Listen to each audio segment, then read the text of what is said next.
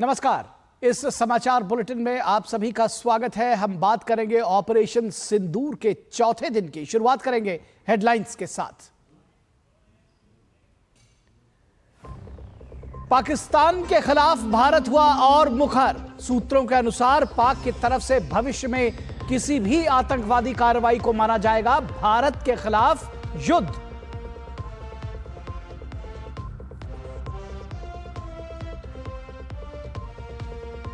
पाकिस्तान के साथ तनाव के बीच प्रधानमंत्री नरेंद्र मोदी ने की उच्च स्तरीय बैठक। रक्षा मंत्री के साथ तीनों सेनाओं के प्रमुख बैठक में हुए शामिल।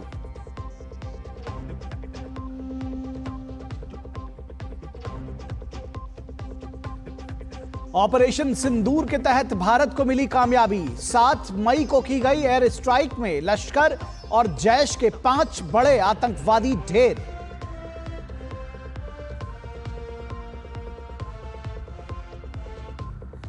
भारतीय नागरिक हवाई अड्डों की बढ़ाई गई सुरक्षा। कार्गो परिचालन और inline hold baggage screening system को प्रदान किया गया अतिरिक्त सुरक्षा कवच।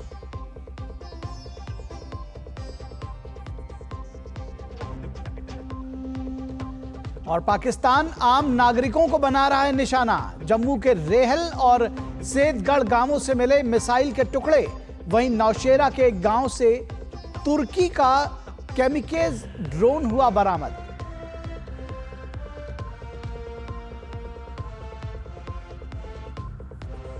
और लोगों को गुमराह कर रहा है पाकिस्तान। भारत की एक केमिकल फैक्ट्री में लगी आग के वीडियो को बताया पाकिस्तान का हमला। पीआईबी ने फैक्ट चेक में वीडियो को बताया फर्जी।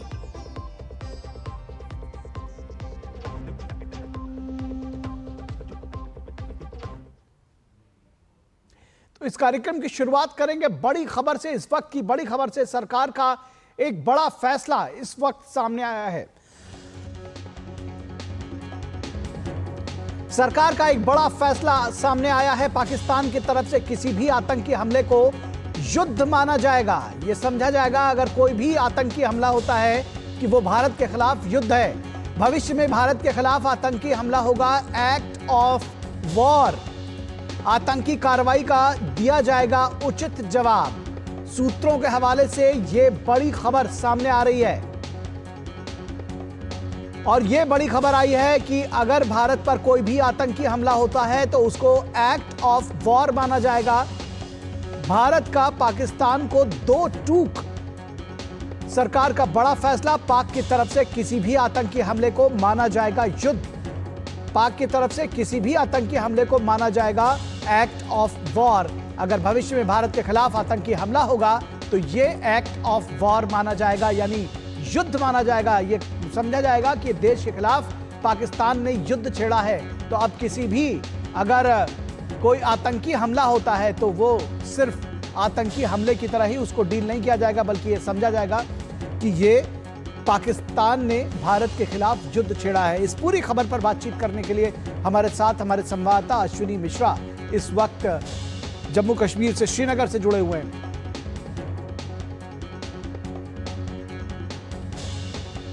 और फिलहाल हम आपको बता दें कि ये एक बड़ी खबर, ब्रेकिंग न्यूज हमारे सामने आ रही है। आतंकी कार्रवाई का उचित जवाब दिया जाएगा, ये भारत की तरफ से बार बार कहा जा रहा है और सरकार ने एक बड़ा फैसला लिया है। सूत्रों के हवाले से यह खबर सामने आई है कि अगर भारत पर कोई भी आतंकी हमला होता है तो उसको एक्ट ऑफ वॉर माना जाएगा।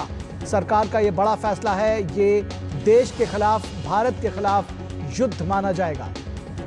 पाक की तरफ से किसी भी आतंकी हमले को माना जाएगा युद्ध।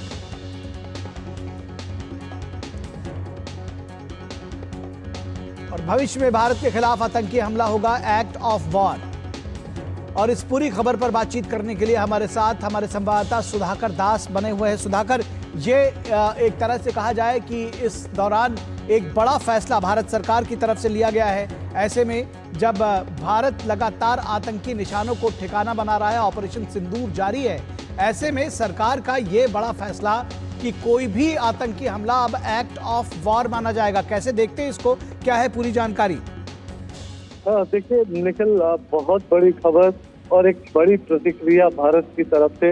अभी तक हम देख रहे थे कि किस तरह से संयमित तरीके से भारत लगातार पाकिस्तान के दुस्साहस का, पाकिस्तान की आतंकी हरकतों का जवाब दे रहा था। लेकिन अब भारत ने बिल्कुल साफ कर दिया। अब से कुछ देर पहले आपको निखिल पता है कि प्रधानमंत्री मोदी के नेतृत्व में जो एक बड़ी बैठक हुई है जिसमें तीनों सेनाओं के प्रमुख, रक्षा मंत्री, राष्ट्रीय सुरक्षा का सलाहकार और अन्य अधिकारी शामिल थे। और उसके बाद जो उच्च पदस्थ सूत्र है भारत सरकार के, उनकी तरफ से ये जानकारी आई है कि अब कोई भी आतंकी घटना उसको एक तरह से भारत अब युद्ध के समान समझेगा, एक एक्ट ऑफ वॉर की तरफ भारत देखेगा और उसी लिहाज से उसका जवाब दिया जाएगा। एक बहुत बड़ा फैसला कह सकते हैं, एक बहुत कड़ा फैसला कह सकते हैं और एक तरह से इसको आप प्रोएक्टिव डिफेंस डॉक्ट्रिन के तौर पे देख सकते हैं कि एक प्रोएक्टिव मेजर। अब भारत इस बात का इंतजार नहीं करेगा कि क्या युद्ध जैसी कार्रवाई हो रही है, क्या ग्राउंड फोर्सेस आ रही हैं, क्या हमारी सीमाओं को पार किया गया है, बल्कि एक कोई भी आतंकी कार्रवाई, एक बड़ी आतंकी हरकत भारत के खिलाफ होती है तो उसको युद्ध जैसा माना जाएगा। और लेकिन इसके पीछे की वजह भी है। आप देखिए, जब एक आतंकी का जनाजा निकलता है तो उसको पाकिस्तानी सेना सलामी देती है। आतंक को पाकिस्तानी सेना, पाकिस्तान की सरकार से एक तरह से खुलेआम समर्थन मिल रहा है, तो क्यों नहीं इसको एक आतंकी कार्रवाई को युद्ध के जैसा समझा जाए। और भारत सरकार ने बिल्कुल आप कह सकते हैं कि एक बहुत सोच समझकर बड़ा और सही और एक साहसिक फैसला लिया है पीएम मोदी के नेतृत्व में। और आप इसको कह सकते हैं कि एक रेड लाइन के तौर पर एक लाल रेखा भारत ने इस वक्त खींच दी है कि आप अगर भारत के खिलाफ आप ऐसी किसी आतंकी कार्रवाई का दुस्साहस करेंगे, उस लाल रेखा को अगर आप क्रॉस करेंगे तो आप युद्ध थोपेंगे भारत के ऊपर और भारत इसका माकूल और पुख्ता तरीके से जवाब देगा। और इसका मतलब ये भी है कि ये जो रिटेलिएशन होगा भारत की तरफ से वो बहुत हार्ड होगा, तेज होगा, स्ट्रिक्ट होगा और विजिबल भी रहेगा। जिस तरह से अभी बीते दिनों में ऑपरेशन सिंदूर के जरिए दिखा है, भारत ने एक तरह से वो कार्रवाई की है। लेकिन अब ये आने वाले दिनों में इसके और भी भयानक और भी गंभीर नतीजे देखने को मिलेंगे। निखिल, इसका एक पॉलिटिकल मैसेजिंग भी है और आपको आप इस ये जो आज खबर आई है इसको एक आप मोदी डॉक्ट्रिन के तौर पर भी देख सकते हैं। प्रधानमंत्री मोदी की छाप इस फैसले पर आप सीधे तौर पर देख सकते हैं। जब राष्ट्रीय सुरक्षा की बात आएगी, जब निर्दोष नागरिकों की सुरक्षा की बात आएगी, जब देश के ऊपर अगर इस तरह का कोई हमला, आतंकी हमला होता है तो वो उसका एकदम कठोर तरीके से जवाब दिया जाएगा और दुनिया के किसी भी हिस्से में चाहे वो खतरा है उसको उसी की भाषा में और माकूल जवाब दिया जाएगा और उस भारत के खिलाफ उसको युद्ध समझा जाएगा। ये तमाम ऐसे लोगों के लिए मैसेज है, सिर्फ पाकिस्तान के लिए नहीं, सिर्फ आतंकी संगठनों के लिए नहीं, तमाम ऐसे लोगों के लिए मैसेज है जो भारत पर इस तरह की अगर वो बुरी नजर रखते हैं। एक तरह से अब क्या ओवर्ट कोवर्ट या इस तरह के जो ऑपरेशन या ऑपरेशन की जरूरत नहीं है।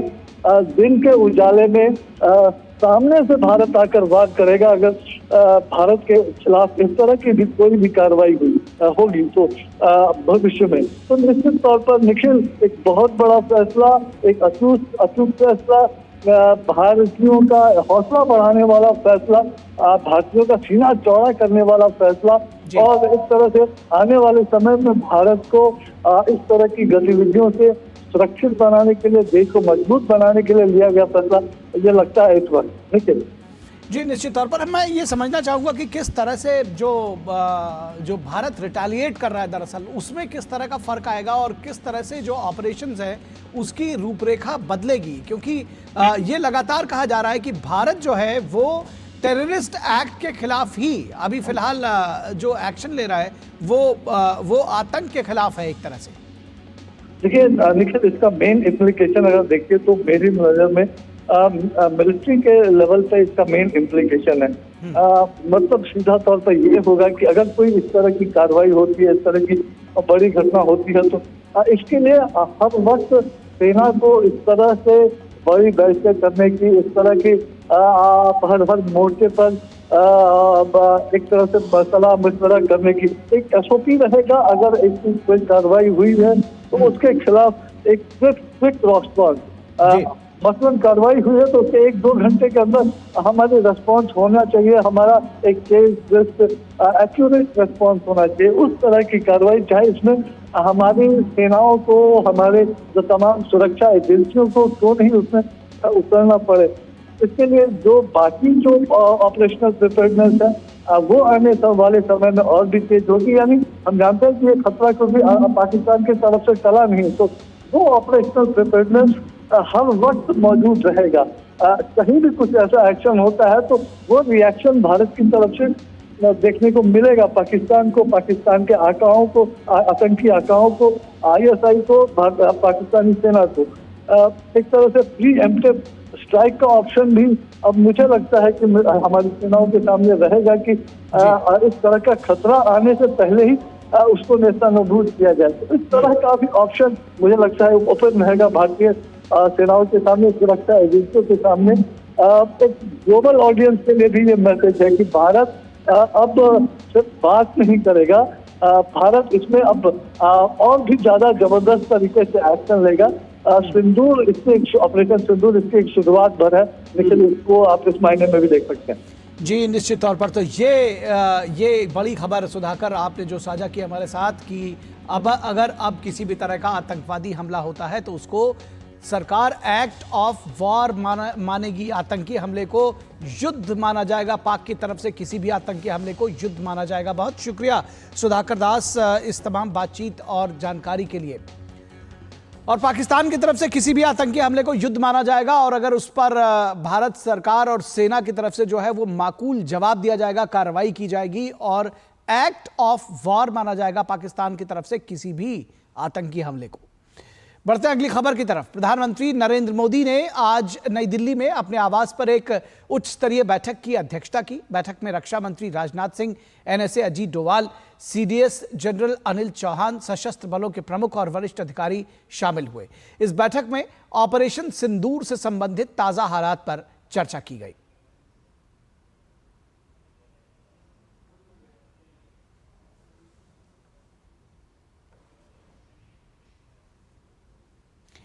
और भारत द्वारा 7 मई को पाकिस्तान में आतंकियों के खिलाफ ऑपरेशन सिंदूर में 5 खूंखार आतंकवादी मारे गए।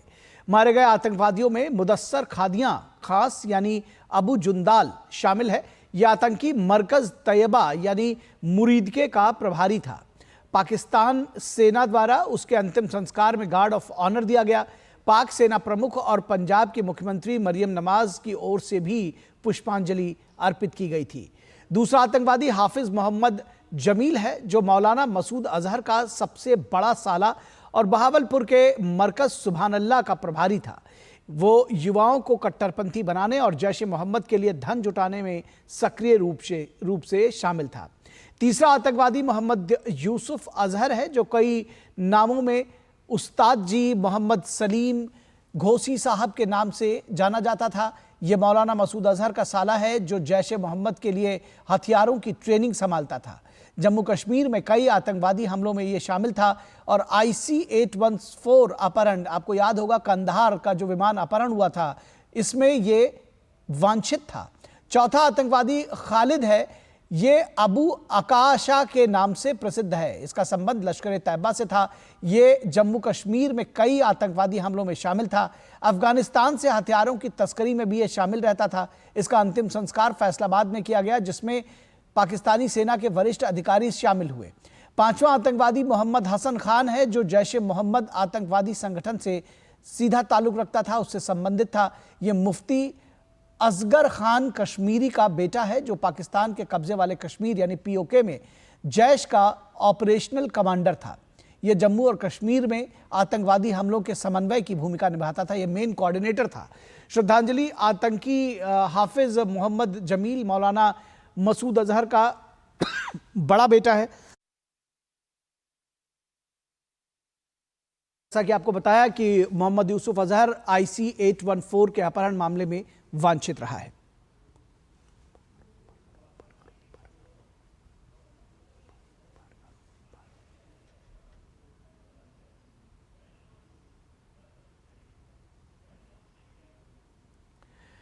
और पाकिस्तान की ओर से लगातार उकसावे वाली कार्रवाई की जा रही है। ये लगातार सीमा से लगे इलाकों में भारी फायरिंग, ड्रोन और मिसाइलों से हमले कर रहा है पाकिस्तान, जिसे भारतीय सेना लगातार नाकाम कर रही है।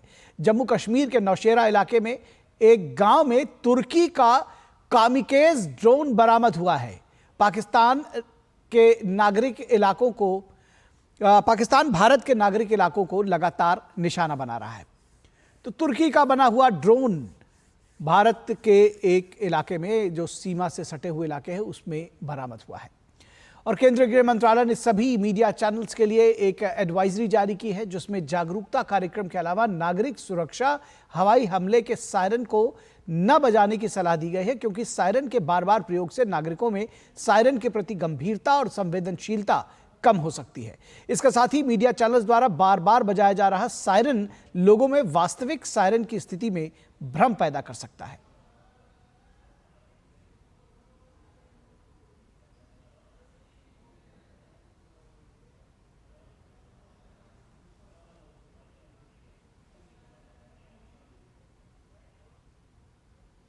तो गृह मंत्रालय की तरफ से मीडिया चैनल्स को एडवाइजरी जारी की गई है। और पाकिस्तान के झूठ का पुलिंदा खुलता ही जा रहा है। पाकिस्तान के एक समाचार पत्र AIK न्यूज के लाइव टीवी प्रसारण में एक वीडियो को लेकर दावा किया गया कि पाकिस्तान ने उधमपुर एयरबेस को नष्ट कर दिया है, जबकि पाकिस्तान का यह दावा पूरी तरह से झूठा साबित हुआ। भारत सरकार के पत्र सूचना कार्यालय के फैक्ट चेक टीम ने अपनी जांच में इस खबर को फर्जी बताया है। PIB के मुताबिक यह वीडियो राजस्थान के हनुमानगढ़ में एक केमिकल फैक्ट्री में आग लगने का है। यह भारत पाकिस्तान की मौजूदा स्थिति से संबंधित बिल्कुल नहीं है। तो केमिकल फैक्ट्री में भी अगर आग लग जाती है तो पाकिस्तान उसको किसी एयरबेस का बताता है कि हमने वहां पर हमला किया था और हमने उसको नष्ट कर दिया। तो किस तरह से फेक न्यूज की फैक्ट्री पाकिस्तान की तरफ से चलाई जा रही है, उससे भी जो है सजग रहने की और उससे सावधान रहने की जरूरत है। और इन पूरी खबरों पर बातचीत करने के लिए हमारे साथ हमारे दो सहयोगी संवाददाता अश्विनी मिश्रा, जो कि श्रीनगर से जुड़े हुए हैं, और शैलेंद्र मिश्रा, जो कि न्यूज रूम से हमारे साथ जुड़े हुए हैं, उनसे बातचीत करेंगे। सबसे पहले श्रीनगर से अश्विनी जुड़े हुए हैं। अश्विनी, ग्राउंड रिपोर्ट्स आपसे जानना चाहेंगे, ताज़ा हालात जानना चाहेंगे, समझना चाहेंगे क्या कुछ हो रहा है ग्राउंड जीरो पर। निश्चित तौर से निखिल, अगर देखें तो पाकिस्तान की नापाक हरकतें लगातार कल रात में और अल सुबह तक जारी रही। पाकिस्तान ने आज ये भी हिमाकत की है कि दिन के उजाले में सुबह एकदम जब 6 बजे के आसपास और लगभग 11:45 के आसपास भी अभी तक वो रात में ही हमले किया करता था ड्रोन और अन्य हमलों के जरिए, लेकिन श्रीनगर और उसके आसपास के इलाकों में उसने जो है सुबह एकदम 5:45 के आसपास भी धमाके सुनाई पड़े और उसके बाद ही 11:45 पर भी।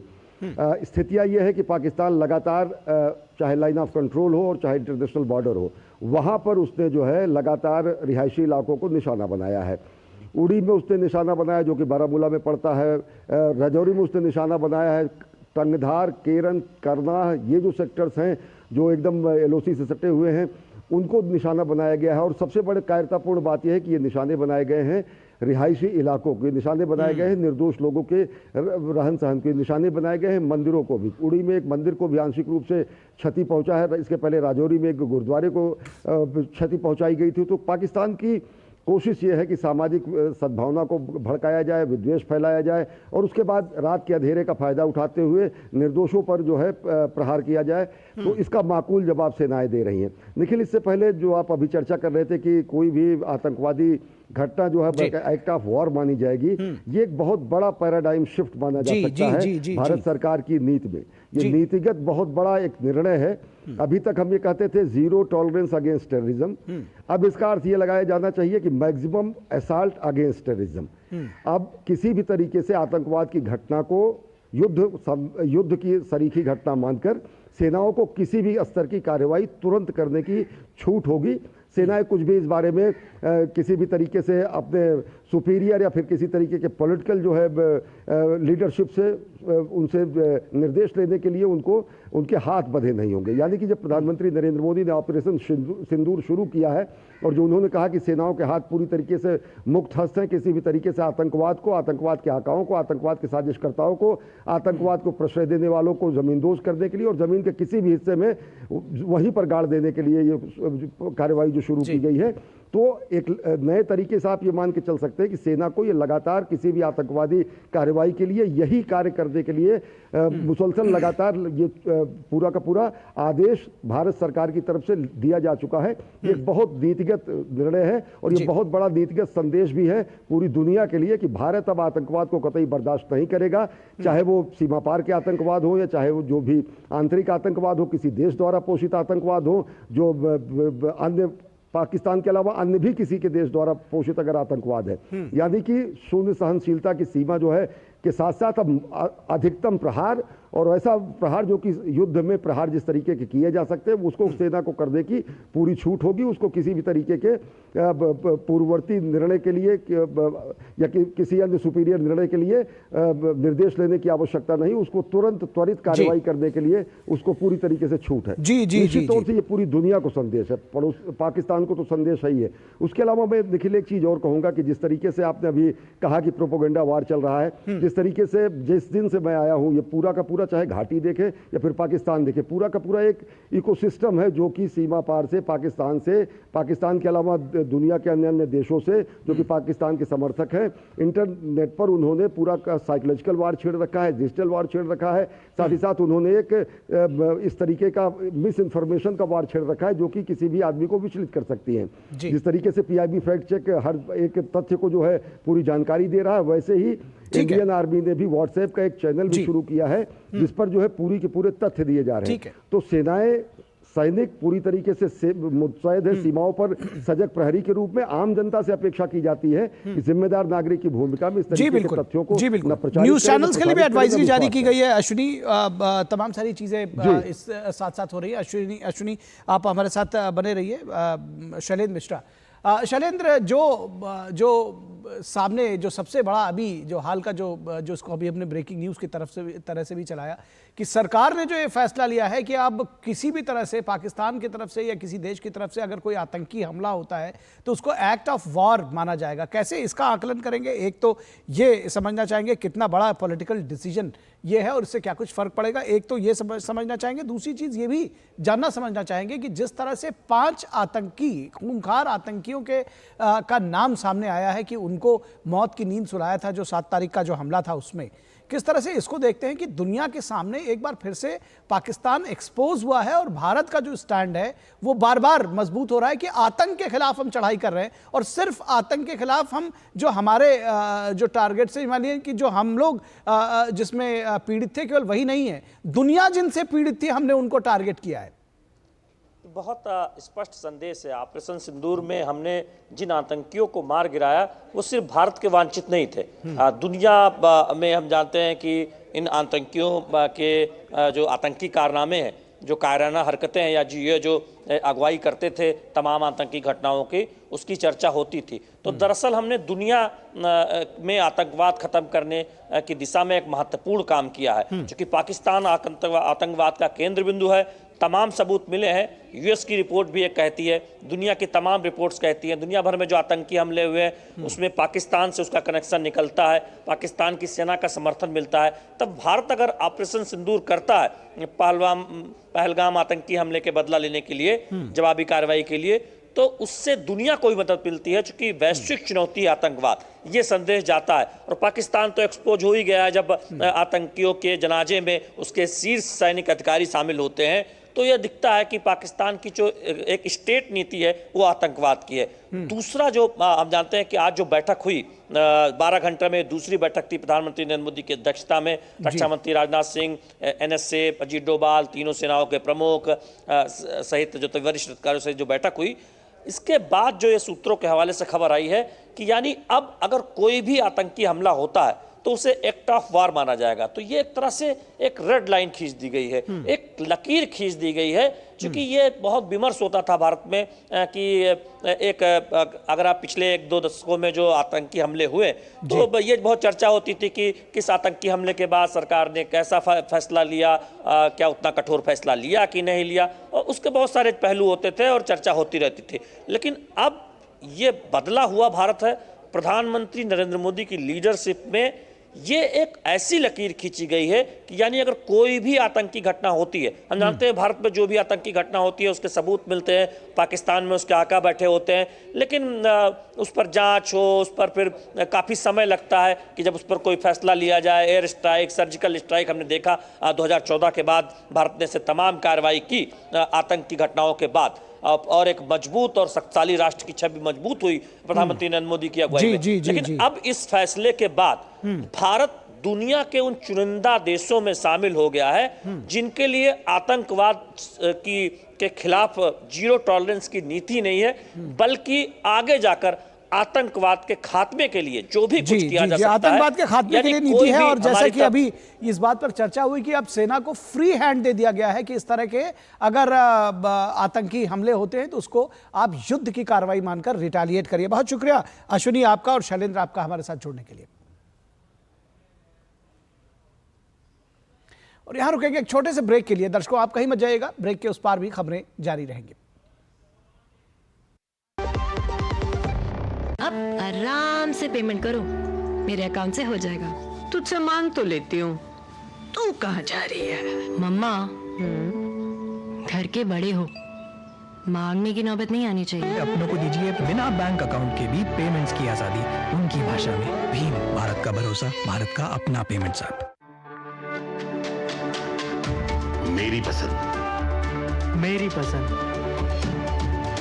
मेरी पसंद, मेरी पसंद,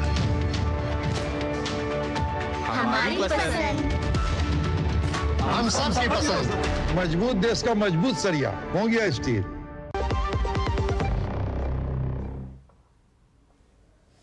ब्रेक के बाद एक बार फिर आप सभी का स्वागत है। भारत और पाकिस्तान के बीच तनाव को लेकर विदेश मंत्री डॉक्टर एस जयशंकर की अमेरिका के विदेश मंत्री मार्को रूबियो से बातचीत हुई।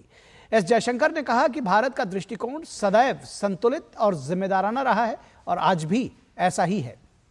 उन्होंने ट्वीट किया कि had a conversation with US secretary Rubio at this morning, India's approach has always been measured and responsible and remains सो।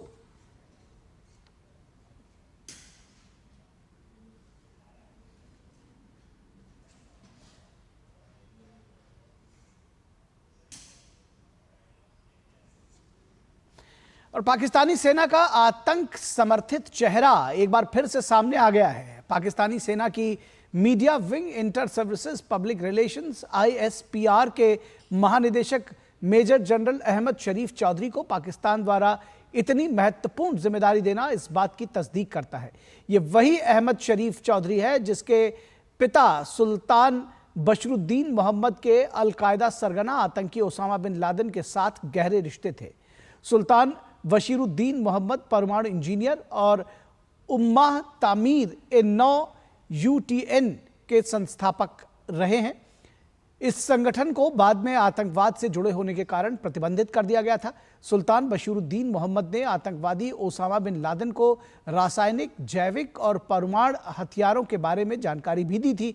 बाद में महमूद को गिरफ्तार भी कर दिया गया था। संयुक्त राष्ट्र और अमेरिका ने उसे वैश्विक आतंकवादी घोषित किया था। उसके बेटे अहमद शरीफ चौधरी ने भले ही सैन्य रैंक हासिल की हो, लेकिन कुछ विरासतें आसानी से पीछा नहीं छोड़ती हैं। अलग अलग तरीकों से पिता और पुत्र दोनों ने लंबे समय तक पाकिस्तान पर अपनी छाया बनाकर रखी। बाप और बेटे के विनाशकारी कार्यों ने हमेशा विवाद पैदा किया और पाकिस्तान में आतंकवाद को पनाह देने का लगातार काम किया।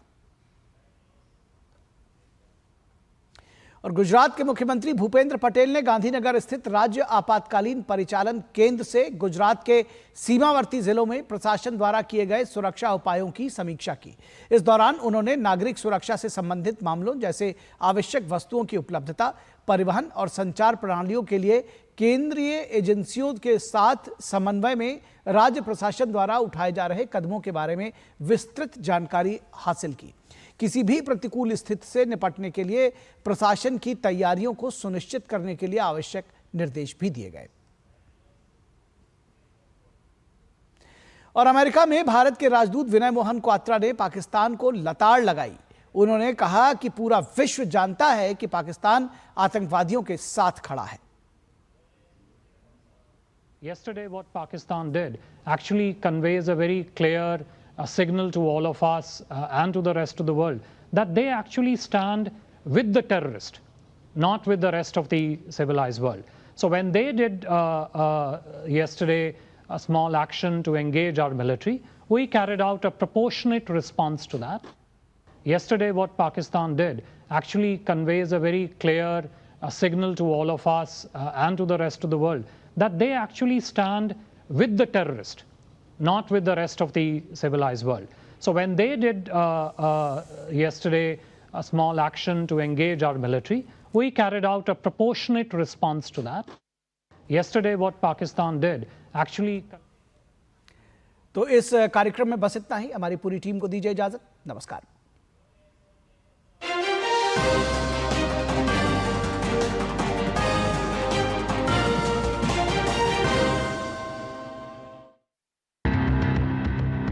सोशल मीडिया के जरिए भारत के बारे में भ्रामक खबरें फैला रहा पाकिस्तान।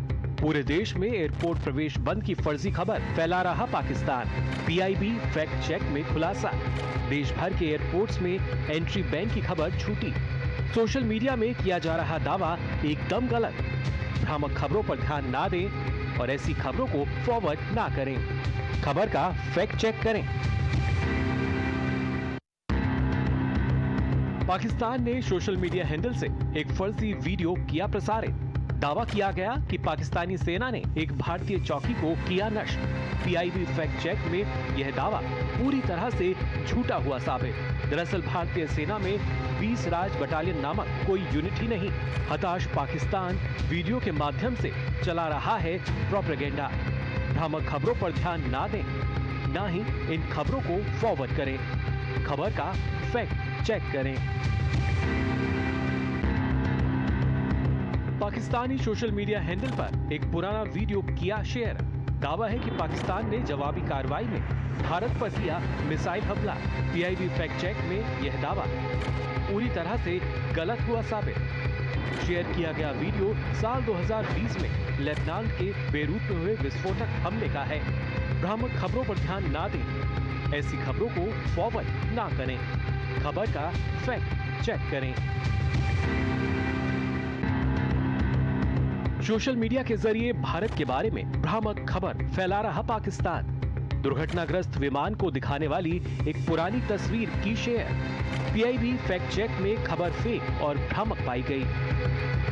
भारतीय वायुसेना के MiG-29 लड़ाकू जेट से जुड़ी एक पुरानी घटना की यह तस्वीर। सितंबर 2024 में राजस्थान के बाड़मेर में हुआ था दुर्घटनाग्रस्त। भ्रामक खबरों पर ध्यान ना दें और ना ही इन खबरों को फॉरवर्ड करें। खबर का फैक्ट चेक करें। सोशल मीडिया के जरिए भारत के बारे में भ्रामक खबर फैला रहा है पाकिस्तान।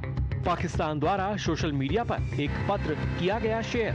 थल सेना अध्यक्ष जनरल वीके नारायण का सैन्य तैयारियों के संबंध में गोपनीय पत्र बताकर किया शेयर। पीआईबी फैक्ट चेक ने किया खुलासा। खबर पूरी तरह से फर्जी। भ्रामक खबरों पर ध्यान ना दें और ना ही इन खबरों को फॉरवर्ड करें। खबर का फैक्ट चेक करें। पाकिस्तान समर्थक सोशल मीडिया अकाउंट कर रहे हैं झूठा दावा।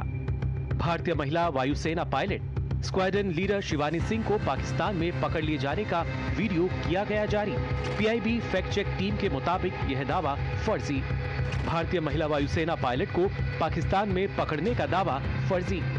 भ्रामक खबरों पर ध्यान ना दें, ऐसी खबरों को फॉरवर्ड ना करें। खबर का फैक्ट चेक करें।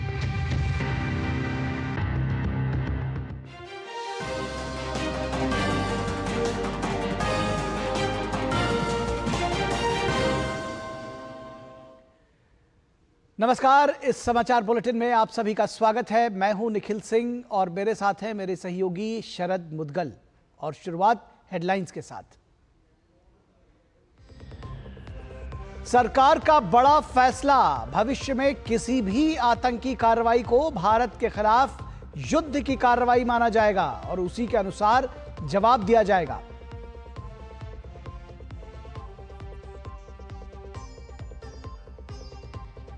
पाकिस्तान के साथ तनाव के बीच प्रधानमंत्री नरेंद्र मोदी ने की उच्च स्तरीय बैठक। रक्षा मंत्री के साथ तीनों सेनाओं के प्रमुख बैठक में हुए शामिल।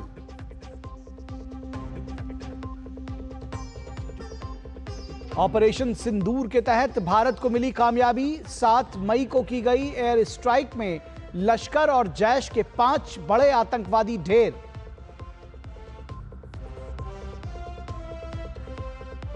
भारतीय नागरिक हवाई अड्डों की बढ़ाई गई सुरक्षा। कार्गो परिचालन और inline hold baggage screening system को प्रदान किया गया अतिरिक्त सुरक्षा कवच।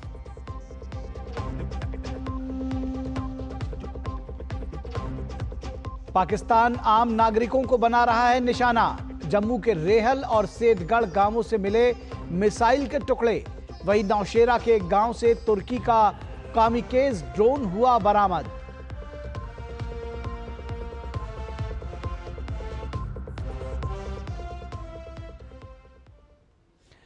तो सबसे पहले ब्रेकिंग न्यूज, दिल्ली से आने वाली 60 उड़ानों को रद्द कर दिया गया है। ये ब्रेकिंग न्यूज हम आपके साथ साझा कर रहे हैं। दिल्ली से आने जाने वाली 60 उड़ानों को रद्द किया गया है और खास बात है कि ये घरेलू उड़ानें हैं। अंतर्राष्ट्रीय उड़ानें सुचारू रूप से उनका संचालन जारी है। दिल्ली से आने जाने वाली जो उड़ानें हैं उनको रद्द किया गया है। 30 घरेलू आगमन और 30 प्रस्थान उड़ानें इसमें रद्द की गई है। अराइवल और डिपार्चर की 30 उड़ानें हैं जिनको रद्द किया गया है। कुल 60 उड़ानों को, घरेलू उड़ानों को रद्द किया गया है और अंतर्राष्ट्रीय उड़ानों का परिचालन सुचारू रूप से जारी है।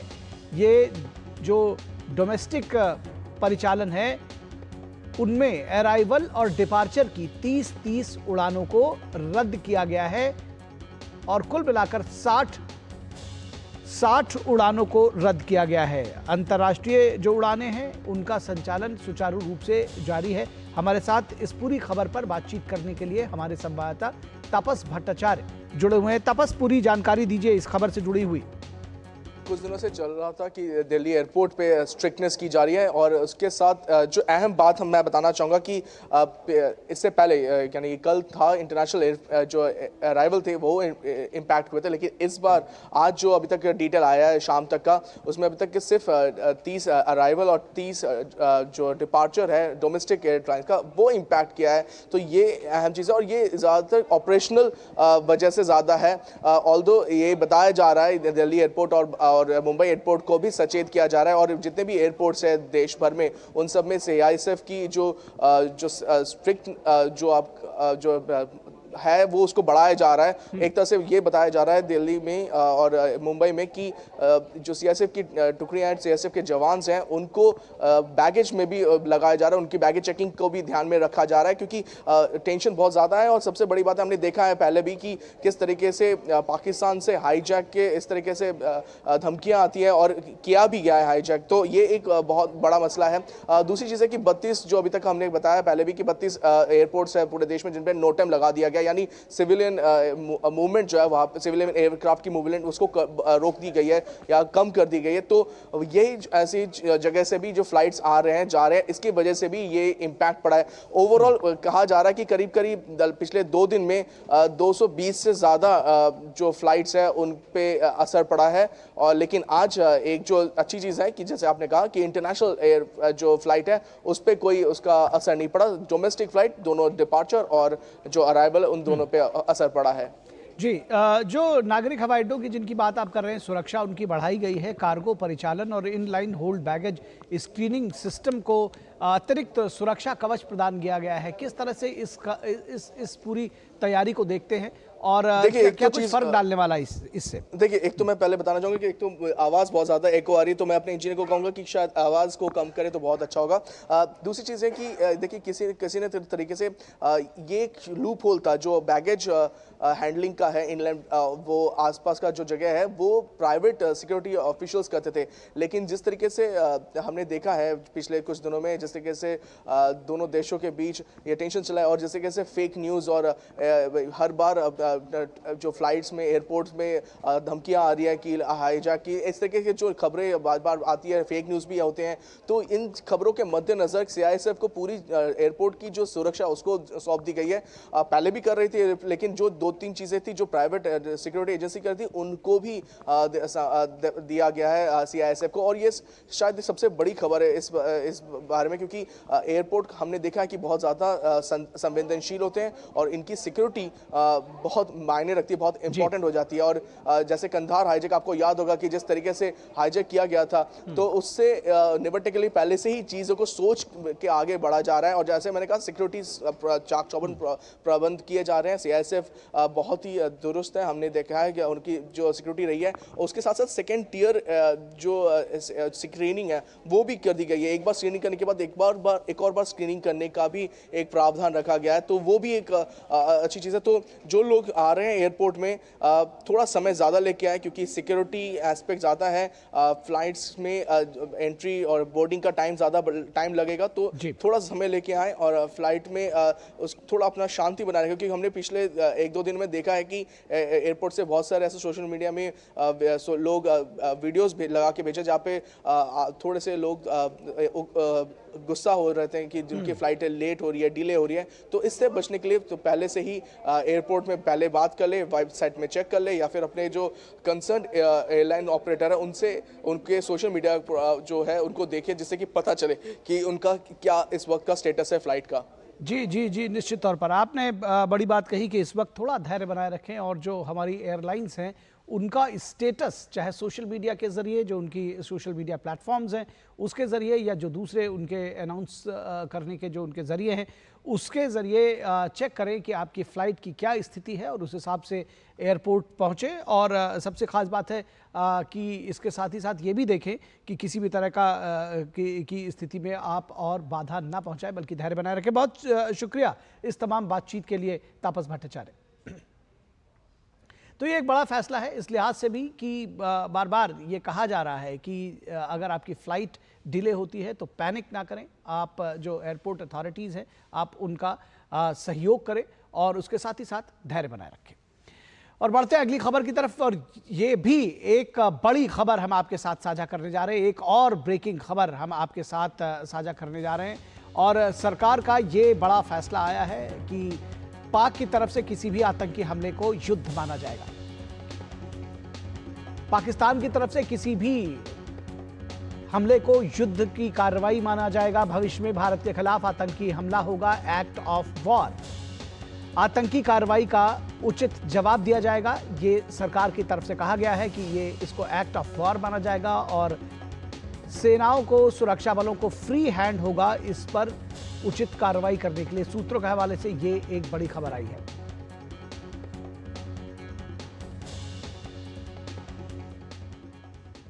तो इस खबर पर भी हम आपको लगातार अपडेट्स देते रहे हैं, और आगे भी इससे जुड़ी हुई जो तमाम जानकारियां हैं वो हम आपके साथ साझा करेंगे। और प्रधानमंत्री नरेंद्र मोदी ने आज नई दिल्ली में अपने आवास पर एक उच्च स्तरीय बैठक की अध्यक्षता की। बैठक में रक्षा मंत्री Rajnath Singh, NSA Ajit Doval, CDS general Anil Chauhan, सशस्त्र बलों के प्रमुख और वरिष्ठ अधिकारी शामिल हुए। इस बैठक में ऑपरेशन सिंदूर से संबंधित ताज़ा हालात पर चर्चा की गई।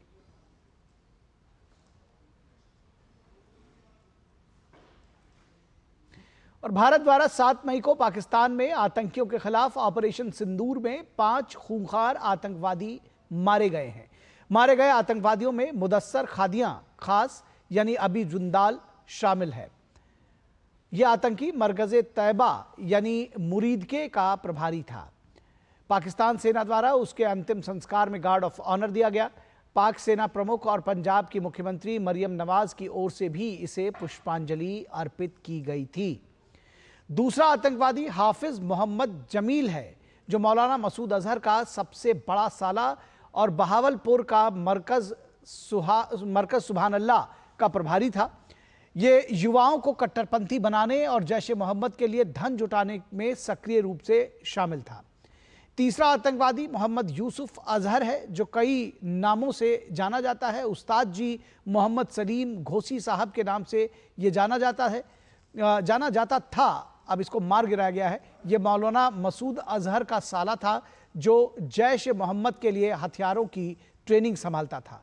जैश कश्मीर में कई आतंकवादी हमलों में ये जैश की तरफ से शामिल था और सबसे खास IC-814 अपहरण जो मामला था, जो कंधार का विमान हाईजैक था, उसमें ये वांछित था। चौथा आतंकी खालिद है, ये अबू अकाशा के नाम से प्रसिद्ध है और इसको भी मार गिराया गया है। इसका संबंध लश्कर ए तैयबा से था। ये जम्मू कश्मीर में कई आतंकवादी हमलों में शामिल था। अफगानिस्तान से हथियारों की तस्करी में ये शामिल रहता था। इसका अंतिम संस्कार फैसलाबाद में किया गया, जिसमें पाकिस्तानी सेना के कई वरिष्ठ अधिकारी शामिल हुए थे। पांचवा आतंकवादी मोहम्मद हसन खान है, जो जैश-ए मोहम्मद आतंकवादी संगठन से संबंधित था।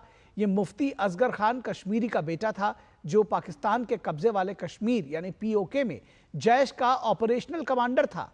ये जम्मू और कश्मीर में आतंकवादी हमलों के समन्वय की भूमिका निभाता था। ये वहां पर जम्मू कश्मीर में जो हमले होते थे उसमें कोऑर्डिनेटर था। और यहां रुकेंगे एक छोटे से ब्रेक के लिए। दर्शकों, आप कहीं मत जाइएगा। इन तमाम ऑपरेशन से जुड़ी हुई जानकारी भी देंगे और जो ताजा खबरें हैं वो भी हम आपके साथ जारी रखेंगे ब्रेक के बाद। जब धरती चीर कर निकलता है लोहे का पत्थर और मिलता है मोंगिया के जोश से, फिर तपता है, पिघलता है और बनता है फौलाद। अब होता है सरिया सारी खूबियों के साथ। मोंगिया स्टील, मजबूत देश का मजबूत सरिया। जो लक्ष्य चुना था समझ आने लगा है। GLA यूनिवर्सिटी, उच्च लक्ष्य की निश्चित प्राप्ति। ब्रेक के बाद एक बार फिर आप सभी का स्वागत है। और पाकिस्तान की ओर से लगातार उकसावे वाली कार्रवाई की जा रही है। ये लगातार पाकिस्तान सीमा से लगे इलाकों में भारी फायरिंग, ड्रोन और मिसाइलों से हमला कर रहा है, जिसे भारतीय सेना लगातार नाकाम कर रही है, माकूल जवाब दे रही है।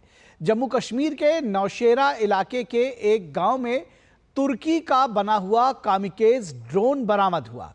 पाकिस्तान लगातार नागरिक इलाकों को निशाना बना रहा है। तो तुर्की का कामिकेज ड्रोन बरामद हुआ है भारत के जो सीमा से सटे हुए इलाकों में है उनमें। और केंद्रीय गृह मंत्रालय ने सभी मीडिया चैनल्स के लिए एक एडवाइजरी जारी की है, जिसमें जागरूकता कार्यक्रम के अलावा नागरिक सुरक्षा, हवाई हमले के सायरन को न बजाने की सलाह दी गई है, क्योंकि सायरन के बार बार प्रयोग से नागरिकों में सायरन के प्रति गंभीरता और संवेदनशीलता कम हो सकती है। इसके साथ ही मीडिया चैनल्स द्वारा बार बार बजाया जा रहा सायरन लोगों में वास्तविक सायरन की स्थिति में भ्रम पैदा कर सकता है।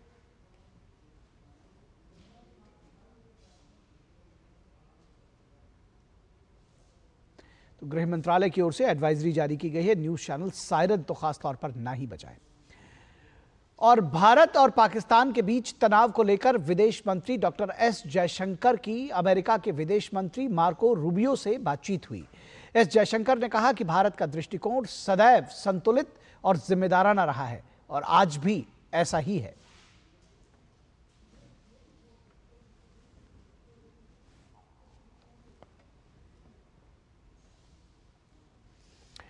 और पाकिस्तानी सेना का आतंक समर्थित चेहरा एक बार फिर सामने आ गया है। पाकिस्तानी सेना की media wing inter services public relations यानी ISPR के महानिदेशक मेजर जनरल अहमद शरीफ चौधरी को पाकिस्तान द्वारा इतनी महत्वपूर्ण जिम्मेदारी देना इस बात की ओर इशारा करता है, इस बात की तस्दीक करता है। ये वही अहमद शरीफ चौधरी है जिसके पिता सुल्तान बशीरुद्दीन महमूद के अल कायदा सरगना आतंकी ओसामा बिन लादेन के साथ गहरे रिश्ते थे। सुल्तान बशीरुद्दीन महमूद परमाणु इंजीनियर और उम्माह तामीर-ए-नौ यानी UTN के संस्थापक थे। इस संगठन को बाद में आतंकवाद से जुड़े होने के कारण प्रतिबंधित कर दिया गया था। सुल्तान बशीरुद्दीन महमूद ने आतंकवादी ओसामा बिन लादेन को रासायनिक, जैविक और परमाणु हथियारों के बारे में भी जानकारी दी थी। बाद में महमूद को गिरफ्तार भी कर लिया गया था। संयुक्त राष्ट्र और अमेरिका ने उसे वैश्विक आतंकवादी घोषित किया था। उसके बेटे अहमद शरीफ चौधरी ने भी भले ही सैन्य रैंक हासिल कर ली हो, लेकिन कुछ विरासतें आसानी से पीछा नहीं छोड़ती हैं। अलग अलग तरीकों से पिता और पुत्र दोनों ने लंबे समय तक पाकिस्तान पर अपनी छाया बनाए रखी। बाप और बेटे के विनाशकारी कार्यों ने हमेशा विवाद पैदा किए और पाकिस्तान में आतंकवाद को पनाह देने का काम किया।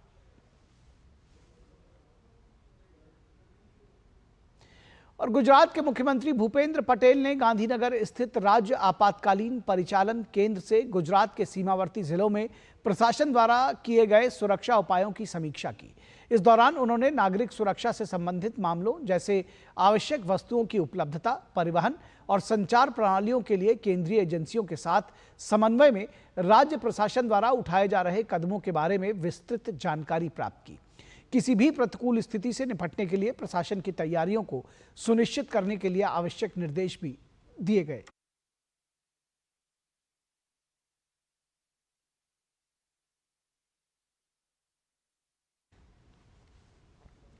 और अमेरिका में भारत के राजदूत विनय मोहन क्वात्रा ने पाकिस्तान को लताड़ लगाई है। उन्होंने कहा कि पूरा विश्व जानता है कि पाकिस्तान आतंकवादियों के साथ खड़ा है।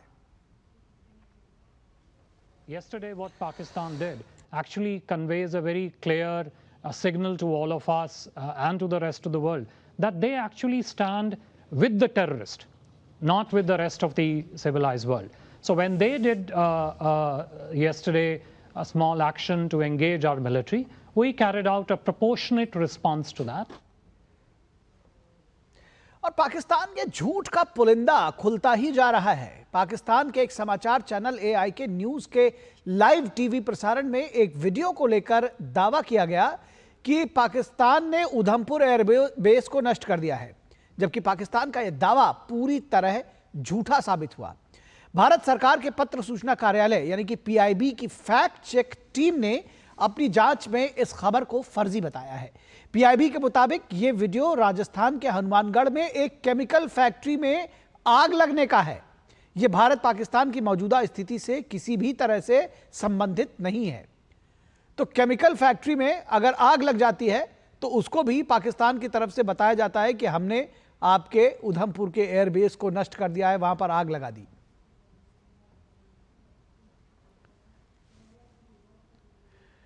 और पाकिस्तान की एक और झूठ की पोल खुली है। दुश्मन देश की सेना ने दावा किया था कि उसने भारत के सिरसा समेत कई एयरबेस को नुकसान पहुंचाया है।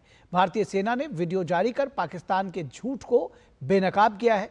वीडियो में साफ दिख रहा है कि एयरबेस पूरी तरह से सुरक्षित है।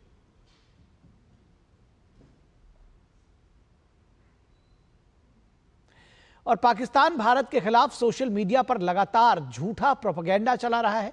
इसी क्रम में सोशल मीडिया पर एक भारतीय वायुसेना के विमान दुर्घटना की खबर तेजी से वायरल हो रही है। यह खबर सरासर झूठ है।